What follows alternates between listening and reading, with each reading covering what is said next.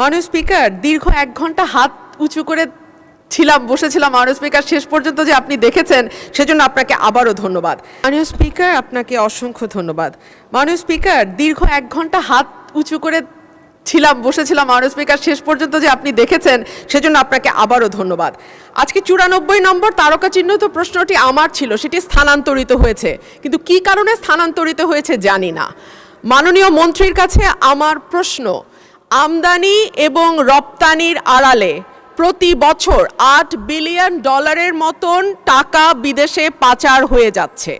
মাননীয় মন্ত্রীকে আমাদের বলবেন এই ধরনের পাচার বন্ধ করবার ক্ষেত্রে বাণিজ্য মন্ত্রণালয়ের কিছু করবার আছে কিনা, যদি থাকে সেটি কি, এবং এই ব্যাপারে সরকারের কোনো উদ্যোগ আছে কিনা। ধন্যবাদ মাননীয় স্পিকার। ধন্যবাদ মাননীয় সদস্য। মাননীয় মন্ত্রী। মাননীয় স্পিকার, আগের প্রশ্নের উত্তরে একটা বাক্য রয়ে গেছে, আপনি যদি অনুমতি দেন সেটা বলে ফেলতে পারি। ও প্লিজ। জি, হাউসে যেহেতু উপস্থাপন করা হলো, অসম্পূর্ণ উত্তর দেওয়াটা ঠিক না, সঙ্গত না। চামড়া আমাদের এই বছরে এই পর্যন্ত আমরা যা তথ্য পেয়েছি তাতে 1 কোটি 1 লাখের মতো পশু কুরবানি হয়েছে। তার মধ্যে 60 লাখের মতো সংরক্ষিত চামড়ার রেকর্ড আমাদের কাছে আছে, 60 লাখের মতো। সুতরাং বর্তমান বিবেচনায় যে পরিমাণ চামড়া আমরা সংরক্ষণ করতে পেরেছি এবং যেটি ইভেন্চুয়ালি ট্যানারিতে আসবে সেটার পরিমাণ সন্তোষজনক। আচ্ছা, আমি আমার মাননীয় সদস্য, পরবর্তী সদস্য যিনি প্রশ্নটা করেছেন, আমদানি এবং রপ্তানির আড়ালে $8 বিলিয়ন পাচার হয়ে যায়। মাননীয় স্পিকার, এটা একটা পারসিভড অ্যামাউন্ট। এখন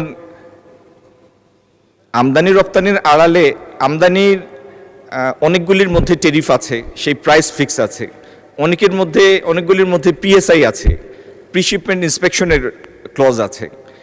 যদি এই প্রিশিপমেন্ট ক্লজ এবং টেরিফ ভ্যালুর বাইরে কোনো পণ্যের মধ্যে যদি এরকম কোনো দুর্বলতা থাকে যেটিতে বেশি পাচার হয়ে যাচ্ছে, এটি একটি স্টাডি, গবেষণার বিষয় মাননীয় স্পিকার। এটি শুনতে বা বলতে যেরকম সোজা মনে হয়, হাজার হাজার পণ্য বাংলাদেশে আসে এবং বাংলাদেশে পণ্য এবং সেবা মিলে, আমি একটা ধারণা দেওয়ার জন্য বলছি, গত বছর আমাদের আমদানি ছিল 67 বিলিয়নের মতো। 67 বিলিয়নের আমদানির মধ্যে এবং 55 বিলিয়নের রপ্তানির মধ্যে, তার মানে প্রায় 130 বিলিয়নের আমদানি রপ্তানির অর্থনীতি এই দেশটি। এটির মধ্যে পিন পয়েন্ট করে বলা যে ঠিক অমুক প্রোডাক্টের মধ্যে অর্থ পাচার হচ্ছে, এটা বেশ জটিল একটা বিষয় এবং একটা গবেষণাধর্মী কাজ। মাননীয় স্পিকার, এই ব্যাপারে আমরা সচেতন আছি, আমরা স্টাডিও করছি। যদি আমাদের নজরে এরকম কোনো বিষয় আসে, আমি হাউসকে আশ্বস্ত করতে চাই যথাযথ ব্যবস্থা আমরা নিব। ধন্যবাদ। ধন্যবাদ মাননীয় মন্ত্রী।